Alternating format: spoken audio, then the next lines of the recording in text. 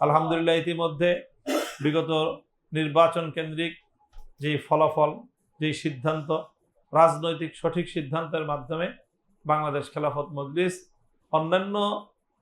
নিজের সমপর্যায়ের রাজনৈতিক দলগুলো থেকে বাংলাদেশ খেলাফত মজলিস এমনিতেই অগ্রসরমান। কারণ খেলাফত মজলিস সিদ্ধান্ত নিতে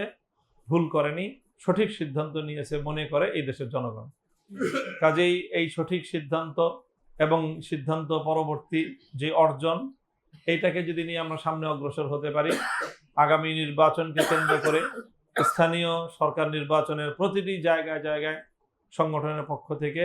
প্রার্থী নিযুক্ত করা এবং সেই প্রার্থীগণ মাঠ পর্যায়ে জনসম্পৃক্ত কর্মসূচি পালন করা, সংগঠনের মেসেজ সাধারণ মানুষের দোরগোড়ায় পৌঁছে দেওয়া, সংগঠনটা যেন শুধুমাত্র আলেম ওলামাদের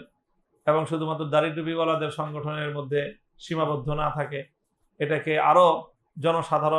সাধারণ মানুষের দোরগোড়ায় সংগঠনের বার্তা পৌঁছে দিয়ে তাদেরকেও সংগঠনের সাথে একীভূত করার পদক্ষেপ নিয়ে আমাদেরকে কাজ করতে হবে।